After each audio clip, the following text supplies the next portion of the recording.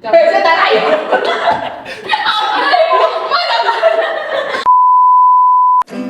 Halo teman-teman, kami dari Kelompok 1. Yuk ikuti vlog kita ya. Halo, saya Lia Putri Audina dengan NPM akhir 200. Saya dari kelas TPKA. Salam kenal. Dan saya Rina Rosa Agustina dengan NPM 210. Saya dari TPKA. Fadil Putra Dwi Renalsani, akhir 2002 dari kelas TPKA. Saya Begawan Kusmaningrum, NPM akhir 236 dari kelas TPKA. Kalian lagi bahas apa sih? Iya kok kelihatannya serius banget. Ini loh, kita lagi bahas mata kuliah teori pengambil keputusan. Bener, betul baru di semester 3. Oh, TPK. Kalian udah tahu nggak sih pengertian dari teori pengambilan keputusan itu apa? Sejauh yang aku tahu, teori pengambilan keputusan adalah ilmu yang mempelajari tentang cara memilih alternatif yang tepat dan akan dijadikan sebuah keputusan dan berhubungan dengan perilaku seseorang dalam memutuskan sesuatu. Wah, ternyata dalam mengambil keputusan itu juga ada teorinya ya. Iya, bener banget. Tapi kita kan juga administrasi nih, administrasi bisnis nih. Kira-kira hubungannya sama bisnis itu apa ya? Jadi hubungannya sama bisnis itu dan pengambilan keputusan sangat relevan dalam konteks bisnis karena membantu memahami dan meningkatkan proses pengambilan keputusan di dalam organisasi. Dalam dunia bisnis, keputusan dapat berkaitan dengan strategi, operasional, keuangan, pemasaran, dan berbagai aspek lainnya. Benar banget. Selain itu, penerapan teori pengambilan keputusan membantu pemimpin bisnis dan individu di dalam organisasi untuk membuat keputusan yang lebih informasional, rasional, dan efektif. Ini melibatkan evaluasi risiko, analisis data, dan pemilihan alternatif yang dapat mendukung tujuan bisnis jangka panjang. Jadi, seberapa penting sih TPK untuk bisnis?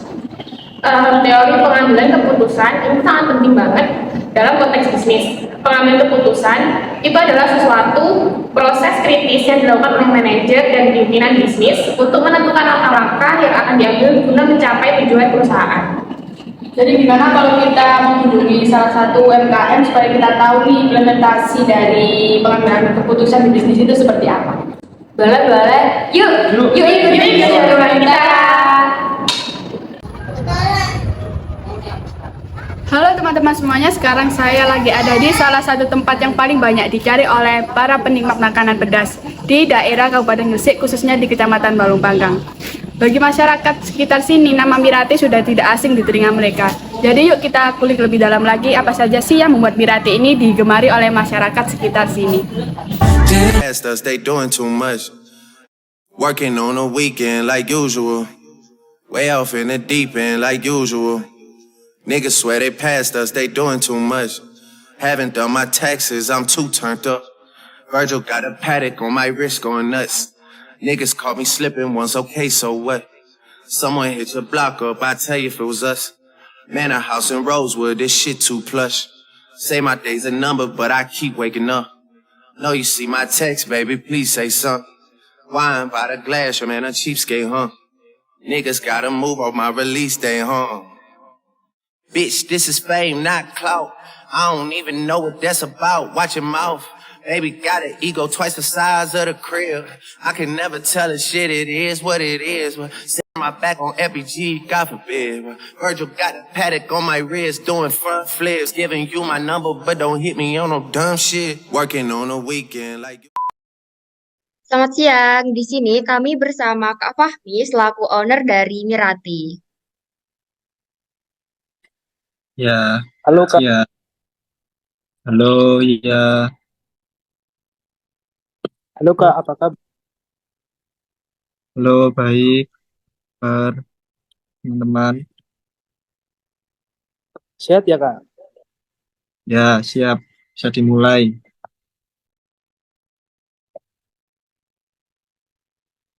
Alhamdulillah, pertama-tama di sini kita mau perkenal dulu nih, Kak. Kak Fahmi kan masih belum kenal kita-kita ya. Ya, Dengan aku, Prilga, dan selanjutnya akan diteruskan oleh rekan-rekan saya. Oke Kak Fahmi, kenalin aku Pia. ya, Kia. Halo Kak, aku Reina. Ya, halo Rena. Halo Kak, namaku Fadil. Salam kenal. Kenal Fadil. Ya,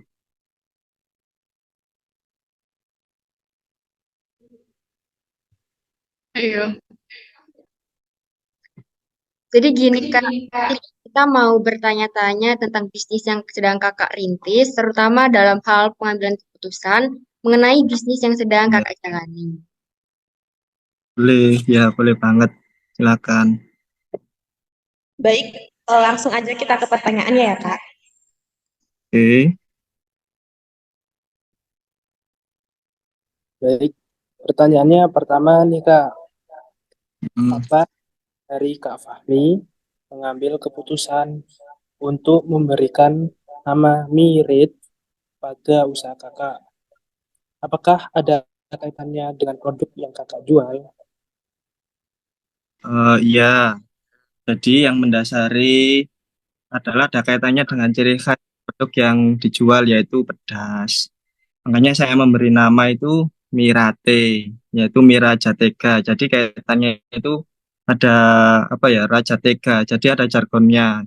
Rajanya mie, pedasnya tega. Jadi di situ ada faktor-faktor yang mendasari produk apa nama usaha saya itu Mirate. Jadi ada ciri khas untuk apa ya, untuk memudahkan dikenal agar mudah dikenal gitu. Ya, lanjut.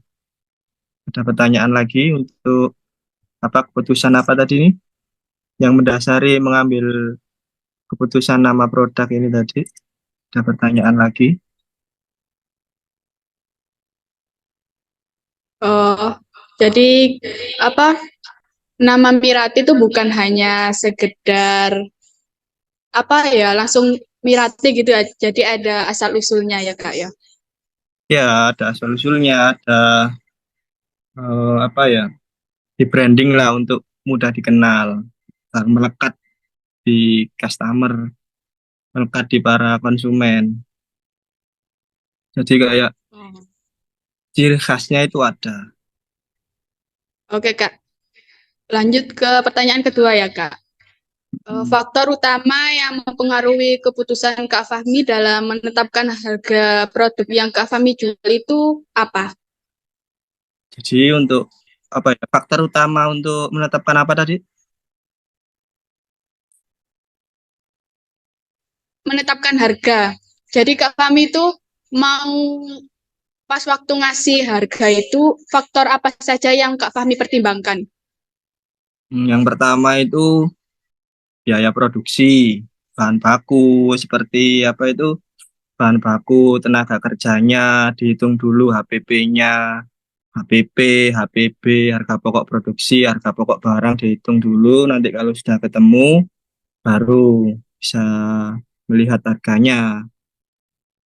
Nah, setelah itu, untuk menetapkan suatu harga produk, biasanya melihat itu faktor permintaan pasar.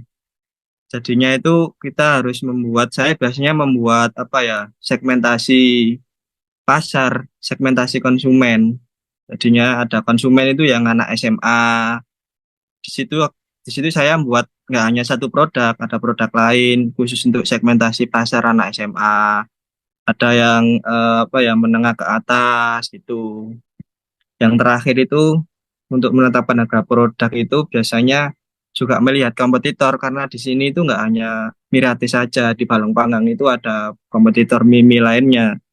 Jadi untuk mempertimbangkan harga itu harus mempertimbangkan tiga aspek tadi kalau untuk saya. Mungkin mungkin ada lagi lah tapi belum saya gali lagi. Jadi kompetitor itu juga harus diperhatikan. Umpama produk saya harganya 13.000, kompetitor di sebelah saya itu harganya umpama apa? Ini yang realnya itu harganya 11.000, jadi terpaut 2.000. Nah, di sini saya harus mempertimbangkan walaupun harga saya itu mahal, tapi value yang didapatkan itu worth it untuk para customer saya gitu, para konsumen lah. Oh, gitu ya. Wow, Ya, jadi nggak asal netapin harga ya Kak ya, harus ada merhatiin faktor-faktor kayak segmentasi pasar, saing. hitung dulu dari biaya produksi, HPP, setelah ketemu HPP, HPB, harga pokok bahan dihitung dulu. Nah, setelah dihitung ketemu BEP-nya. Ketemu BEP-nya baru kita mempertimbangkan dari kompetitor tadi, terus value-nya barang kita, kelebihannya. Tuh. Ada Oke, lagi?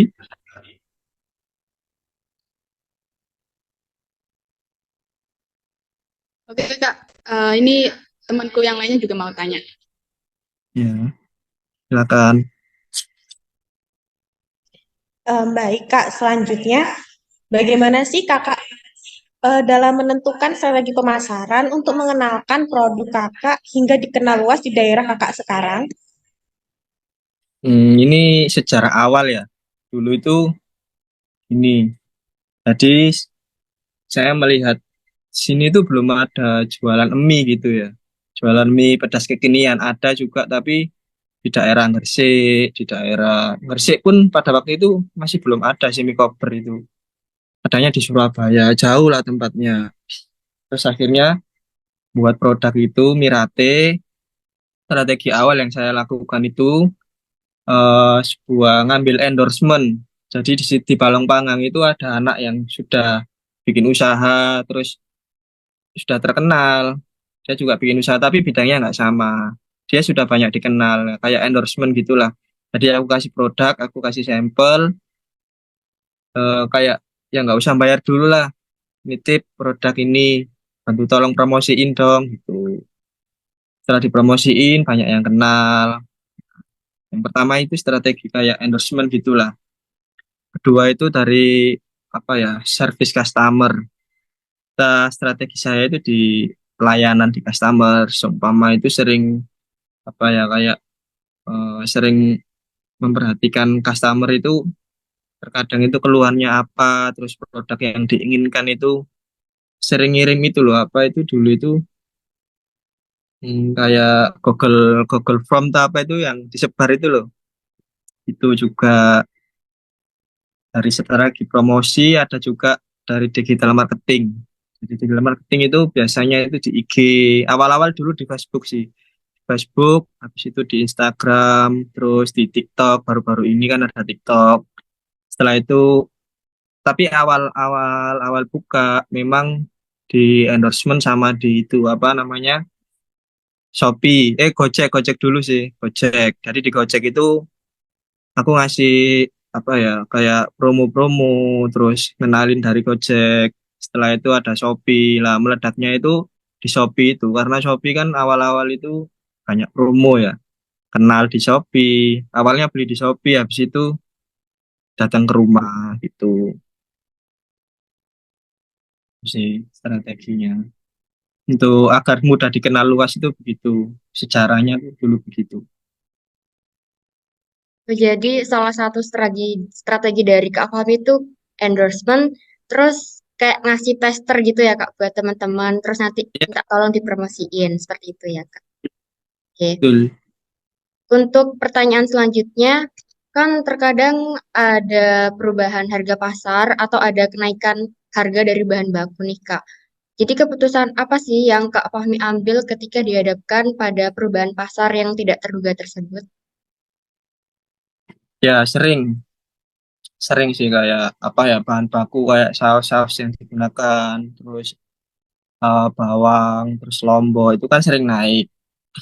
Jadinya yang baru-baru ini itu nyiptain produk yang namanya kan yang pertama kan Mirate ya, terus ada produk namanya Minions. Minions ini tuh apa ya dia juga apa ya dari segi bahan bakunya itu berbeda dengan Mirate, tapi untuk value rasanya yang tesnya yang diberikan ke customer itu nggak kalah lah. Jadi untuk bahan baku kan beda. Jadi dari bahan bakunya yang Minion ini agak turun biayanya, biaya HPB-nya, harga pokok produksinya agak turun. Tapi jadi di sini saya membuat inovasi produk baru yang bisa dijangkau lah harganya. Karena bahannya mahal kan ya. kayak cabai juga tiba-tiba naik. Jadi kalau Minions itu biasanya tingkat kepedasannya agak dikurangi lah tuh. Jadi membuat inovasi produk baru aja. Terus ada lagi, biasanya yang belanja ke pasar kan ibu. Jadi ibu itu kan harganya mahal ya, mama cabai. Cari yang itu apa? Agen. Biasanya kalau di pasar itu malam-malam itu ada yang dari Kediri, itu kan kayak dia itu agen besar, jadi harganya agak murah. Terus bahan-bahan baku lainnya itu di pasar itu kebetulan pasar Malang Panggang itu banyak banyak apa ya distributor besar, agen-agen gitulah. Jadi harganya agak agak bisa di manage agak turun. Itu untuk mengatasi bahan baku yang naik turun, buat inovasi produk, terus ya itu cari cari harga distributor yang murah.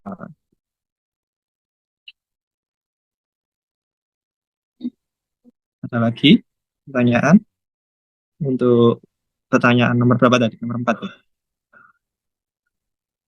Baik Kak, jadi untuk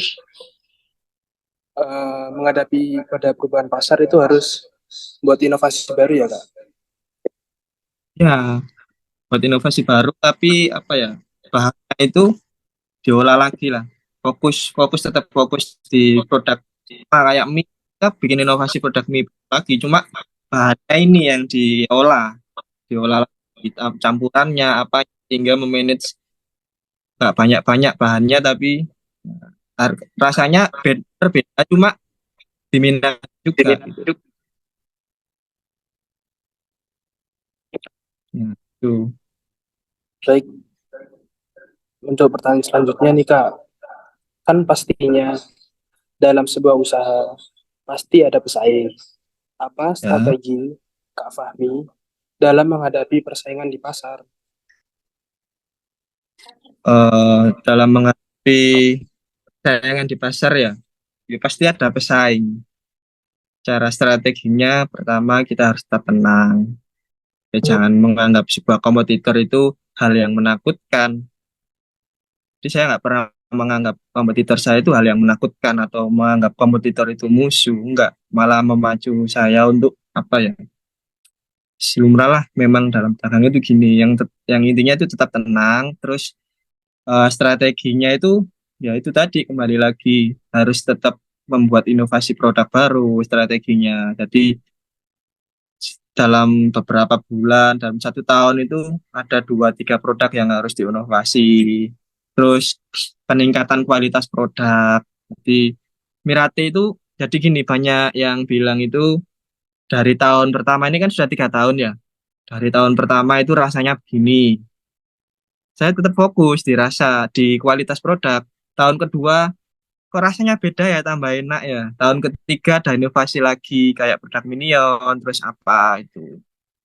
Terus ya untuk strategi pemasarannya ya balik lagi harus tetap memperhatikan sebuah pelayanan. Pelayanan itu nggak harus apa ya.